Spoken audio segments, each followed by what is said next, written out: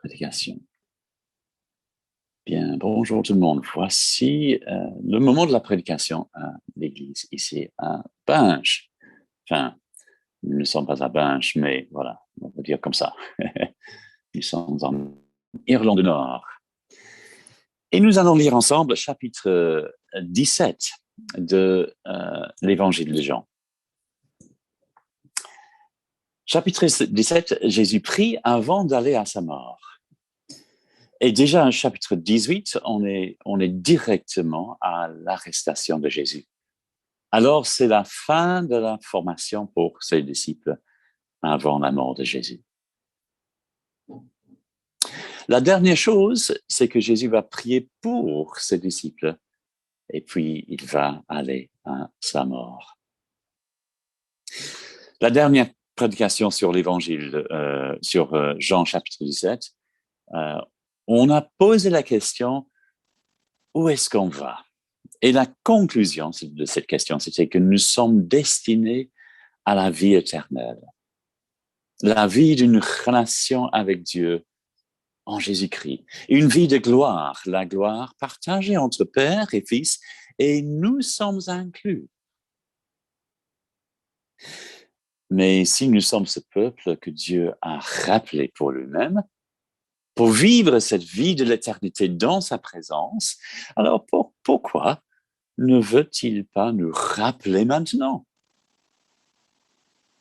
Regardons ensemble le verset 24, Jean 17, verset 24. Père, mon désir, c'est que ce que tu m'as donné soit avec moi là où je serai, et qu'il contemple ma gloire, celle que tu m'as donnée, parce que tu m'as aimé avant la création du monde. Ensemble, dans l'amour du Père et du Fils, pour l'éternité. Mais il ne l'a pas fait. Nous sommes toujours là. Au contraire, même si les disciples et nous n'appartenons pas à ce monde, Jésus va auprès du Père et il nous laisse. Pourquoi? Verset 11. Bientôt, je ne serai plus dans ce monde car je vais à toi. Mais eux, ils vont rester dans le monde. Encore mieux, il nous envoie dans le monde. Verset 18. Comme tu m'as envoyé dans le monde, moi aussi je les y envoie. Alors, nous sommes envoyés et il y a une raison. Et la raison est claire. Voyons le verset 20. Ce n'est pas seulement pour eux que je te prie. C'est aussi pour ceux qui croiront en moi grâce à leur parole. Grâce à leur parole. L'Église est plein de choses. À l'Église, on trouve un rassemblement d'amis avec des choses en commun. On trouve un hôpital, des gens blessés qui trouvent un soulagement, une guérison. On trouve une école pour apprendre les Écritures et pour les interpréter bien. On trouve une chorale des gens qui chantent à la gloire de Dieu. On trouve une armée d'intercesseurs qui prient pour la transformation des gens et pour le monde. On trouve une maison sûre où les blessés peuvent avoir les plaies soulagées, soignées. On trouve une famille de frères et de sœurs où on est accepté. On trouve une culture différente, une autre façon de vivre. L'Église est l'endroit où l'Église est effectivement l'idée de Dieu. Elle est une bonne chose. Elle n'est pas encore parfaite, ça, oui, on constate. Mais elle est aimée par le Seigneur, malgré ses fautes. Elle est aussi en préparation pour un avenir glorieuse. Alors tout cela est magnifique. Mais ce sont plutôt les avantages, les grâces que le Seigneur octroie à son Église. Ce qu'il faut faire, c'est d'écouter quel est son rôle, quel est le rôle de l'Église, le mandat que le Seigneur donne à son Église. Nous avons une mission auprès du monde, de témoigner Christ auprès des autres qui sont toujours dans le monde. C'est la phrase que le Seigneur utilise pour ceux qui ne sont pas encore rappelés à lui. Nous voulons impacter notre monde, notre société, notre quartier, notre entourage, notre famille. Nous voulons influencer positivement afin qu'ils soient prêts à écouter la bonne nouvelle, prêts à tourner vers Dieu. Et par la grâce de Dieu, quelques-uns puissent croire, venir au Seigneur et qu'ils soient sauvés. Et qu'à leur tour, qu'ils fassent partie de ce peuple de Dieu. Une longue introduction, je sais. Mais nous allons maintenant lire le passage, faire la lecture. Et donc, j'aimerais bien qu'on pose une question à travers cette lecture. Quels sont les attributs du peuple de Dieu que Jésus demande qu'il prie pour son Église afin que leur témoignage, que notre témoignage puisse toucher le monde aux alentours. Donc, à travers la lecture, on va poser la question, qu'est-ce que le Seigneur prie pour nous afin que nous puissions témoigner au monde? Quels sont les attributs de l'Église? Qu'est-ce que le monde voit? Que les gens s'arrêtent, qu'ils réfléchissent et qu'ils veuillent savoir plus. Et que voyons-nous? Donc, lisons Jean chapitre 17, et puis on va identifier ce que le Seigneur prie pour nous, afin que nous puissions être justement un bon témoignage. Jean 17. Après avoir ainsi parlé, Jésus leva les yeux au ciel et dit, Père, l'heure est venue. Fais éclater la gloire de ton Fils pour qu'à son tour, le Fils fasse éclater ta gloire. En effet, tu lui as donné autorité sur l'humanité entière, afin qu'il donne la vie éternelle à tous ceux que tu lui as donnés. Or, la vie éternelle consiste à te connaître, toi, le Dieu unique et véritable, et celui que tu as envoyé, Jésus-Christ. J'ai fait connaître ta gloire sur la terre en accomplissant l'œuvre que tu m'avais confiée. Et maintenant, Père, revête-moi de gloire en ta présence. Donne-moi cette gloire que j'avais déjà auprès de toi avant les origines du monde. Jésus, je t'ai fait connaître aux hommes que tu as pris du monde pour me les donner. Ils t'appartenaient et tu me les as donnés. Ils ont gardé ta parole. Maintenant, ils savent que tout ce que tu m'as donné vient de toi, car je leur ai transmis fidèlement le message que tu m'avais confié. Ils l'ont reçu. Aussi ont-ils reconnu avec certitude que je suis venu d'auprès de toi. Et ils ont cru que c'est toi qui m'as envoyé. Je te prie pour eux. Je ne te prie pas pour le monde, mais pour ceux que tu m'as donnés, parce qu'ils t'appartiennent.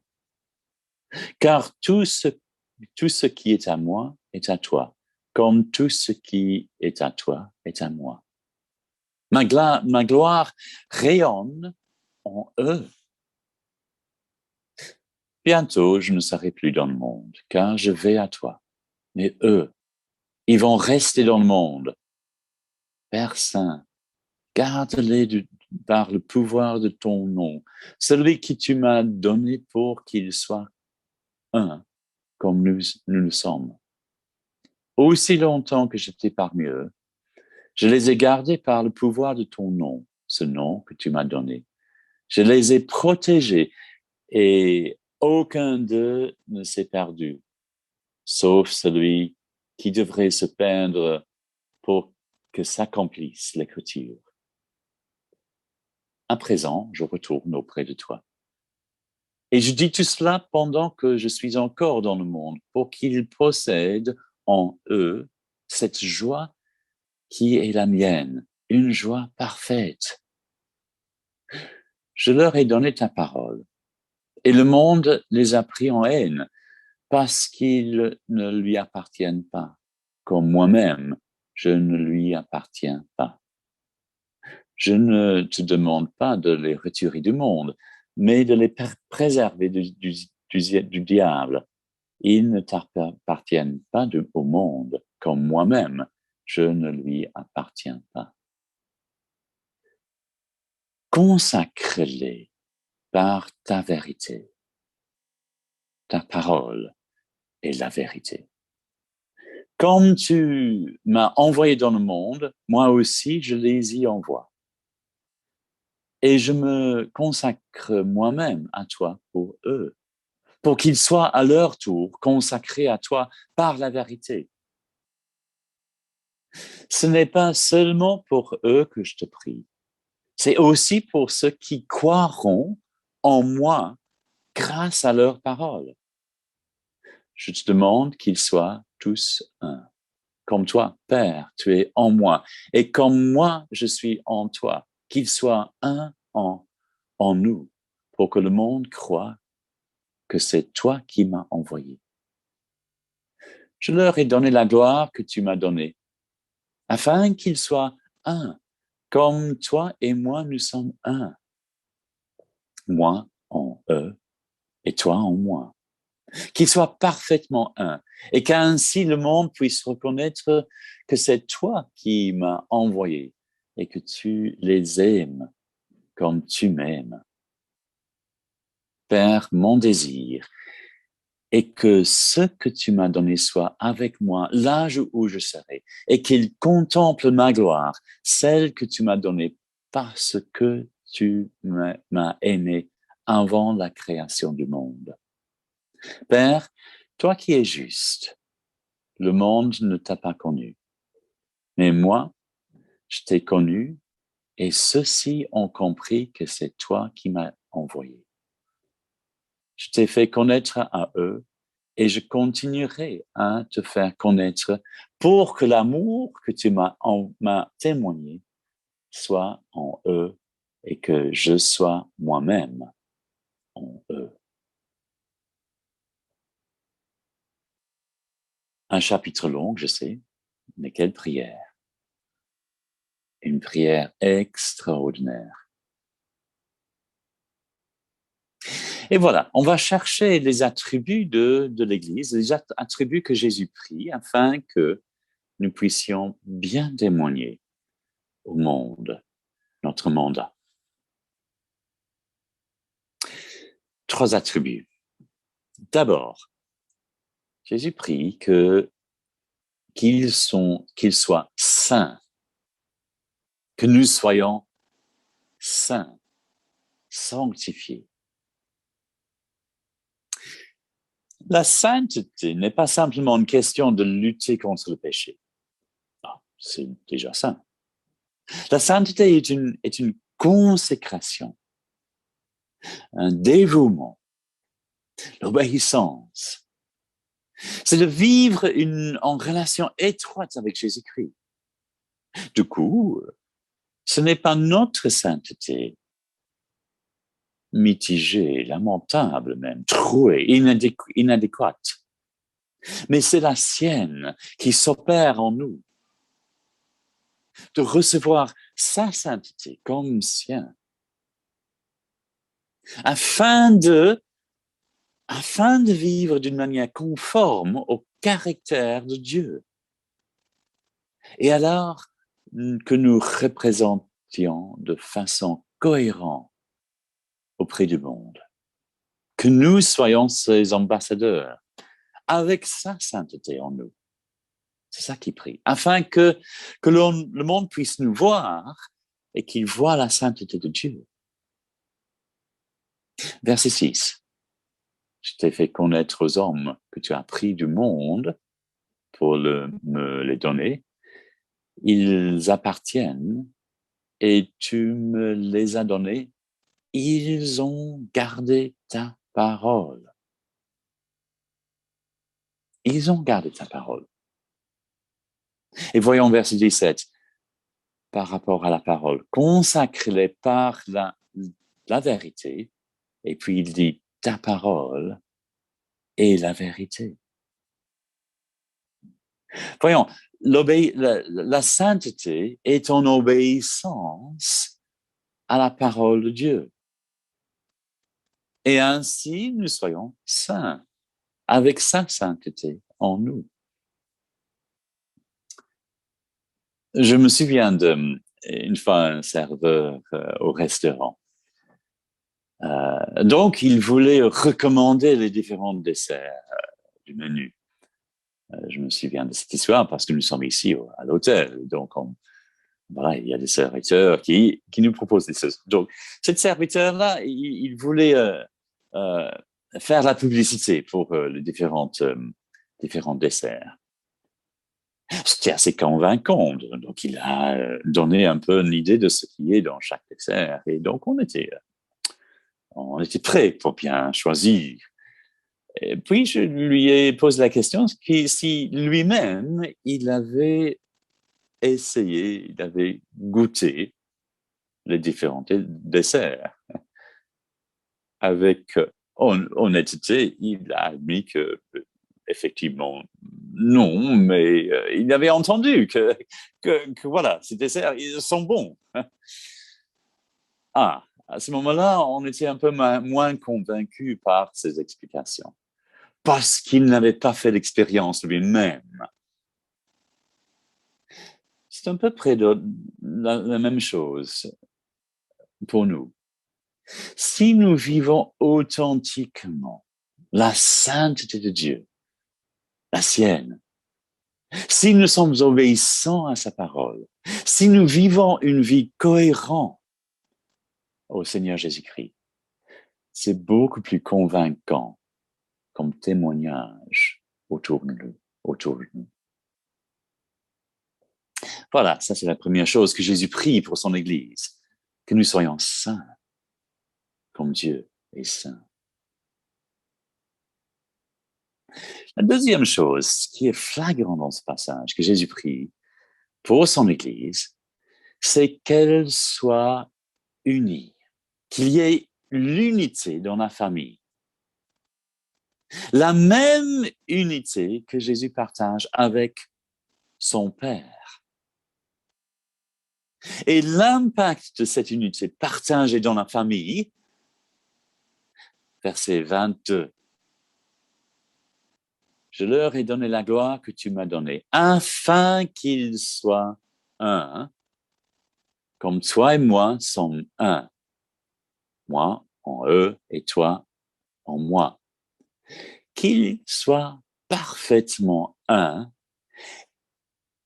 et qu'ainsi le monde puisse reconnaître que c'est toi qui m'as envoyé et que tu les aimes comme tu m'aimes. Voyons, il donne une raison. Qu'ils soient parfaitement un et qu'ainsi le monde puisse reconnaître que c'est toi qui m'as envoyé. Donc, Jésus dit que depuis cette unité partagée dans la famille, le monde puisse dire, ah, Jésus est vraiment envoyé dans le monde. Jésus est vraiment en eux. Et que le Père a aimé Jésus et que Jésus aime le Père et que cet amour est aussi partagé parmi ses disciples. Notre unité en tant que le peuple de Dieu puisse toucher le monde, qu'ils reconnaissent que vraiment la famille a quelque chose de particulier, que seulement Dieu peut donner cette unité, cet amour. Notre unité témoigne. Attention, il ne s'agit pas d'une fausse unité, une espèce de copain boire un coup, mais en réalité, ça ne tient pas. Non, il s'agit d'une unité autour de l'évangile, autour de la bonne nouvelle, un accord pour reconnaître ce que c'est et de partager la bonne nouvelle. Autrement, ce n'est qu'un un club religieux qui trouve des choses en commun. Ça, ce n'est pas l'Église. Non, c'est une unité d'esprit, de pensée, de volonté, de consécration au Christ qui est visible et attirant aux autres. J'ai entendu une histoire une fois humoristique d'un couple marié qui ne peuvent pas vivre ensemble alors qu'ils vivent séparément. C'est idiot. C'est la seule manière qu'ils arrivent à rester mariés, effectivement, de vivre non mariés. Ils vivent séparément. Non, nous voulons vraiment que notre Église soit une Église unie autour de la parole de Dieu, unie autour de la bonne nouvelle. Troisième chose que le Seigneur prie. Troisième attribut de son Église. Je constate que la parole est omniprésente dans cette prière. Elle est là pour que nous puissions vivre selon le caractère de Dieu. Mais elle est là clairement comme message au monde. Et nous sommes les messagers. Verset 8, Jésus transmet le message aux disciples. Verset 8, car je leur ai transmis fidèlement le message que tu m'avais confié. Ils l'ont reçu. Aussi ont-ils reconnu avec certitude que je suis venu auprès de toi. Et ils ont cru que c'est toi qui m'as envoyé. Puis, les disciples retransmettent le message à leur tour. Verset 20. Ce n'est pas seulement pour eux que je te prie, c'est aussi pour ceux qui croient en moi grâce à leur parole. Donc, jusque-là, sainteté et unité, vivre une bonne vie, vivre conforme, vivre des bonnes œuvres, aider là où on peut. Chapeau, tant mieux. Mais Jésus nous encourage à retransmettre le message en parole aussi qu'en action. Je me souviens d'un témoignage d'un étudiant. Un étudiant qui a éprouvé toutes sortes de bonnes intentions des chrétiens dans le GBU à l'université. Il a reçu une Bible de quelqu'un. Il avait reçu une invitation à venir aux réunions. Il a reçu peut-être de l'aide pour un déménagement. Mais il n'avait pas compris le message jusqu'à ce que quelqu'un, un étudiant, lui avait expliqué la bonne nouvelle. Et c'est alors qu'il a compris et qu'il s'est tourné vers Dieu. Donc, sainteté, l'unité, et je veux dire intentionnalité, de vouloir partager la parole.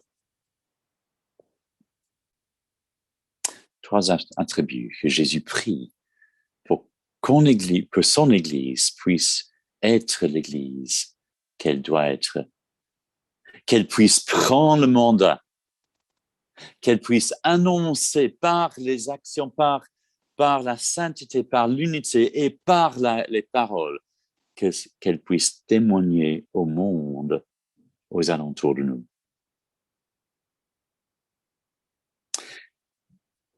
Alors, veillons à ce que nous vivons la sainteté que Dieu nous a demandée. Il se peut que ce matin, que vous vous dites, oui, dans ma vie, là, il y a un changement qui s'impose. Peut-être vous reconnaissez que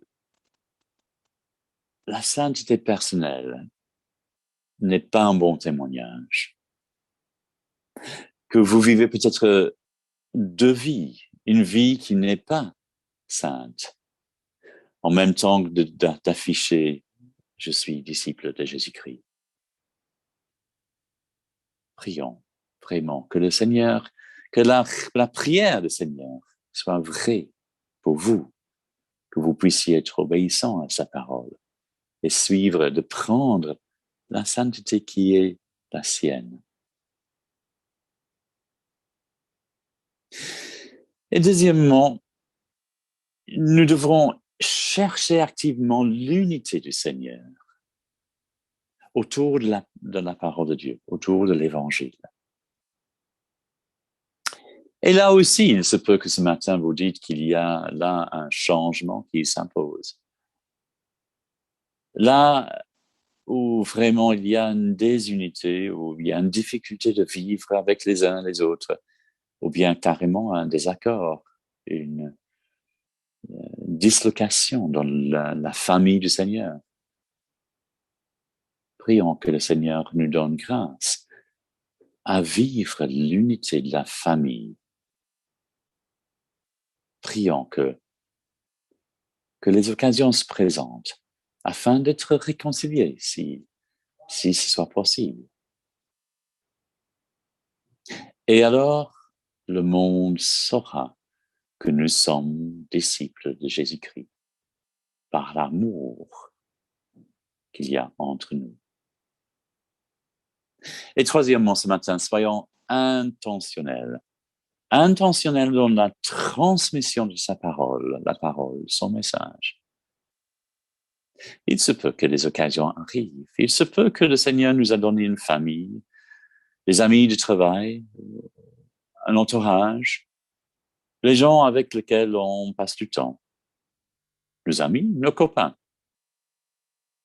Soyons intentionnels. Prions que le Seigneur nous donne l'occasion qu'il nous pose des questions. Créons les occasions que nous puissions témoigner tout naturellement de ce que le Seigneur a fait dans nos vies. Et alors que nous pouvons, par notre témoignage en acte d'action, mais aussi par notre témoignage en parole, que nous ayons le privilège d'amener d'autres personnes à venir à lui, à recevoir le pardon et à se joindre à sa famille.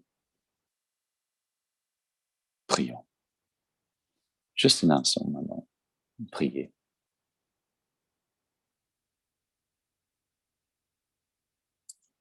Oui, Seigneur, je prie que ces trois choses que toi, tu as priées pour ton Église soient vraies pour moi. Que je dépendrai de ta sainteté. Que je puisse observer ta parole. Que Seigneur, que tu m'aides à vivre l'unité de ta famille, comme toi et le Père. Père et Fils, vous êtes unis. Je prie, Seigneur, que nous puissions vivre cette unité dans ton Église. Et je prie, Seigneur, que tu me donnes courage à être intentionnel dans la parole pour pouvoir expliquer cette bonne nouvelle à ceux que tu m'as donnés autour de moi. Au nom de Jésus-Christ, notre cher Seigneur et Sauveur, je te prie. Amen.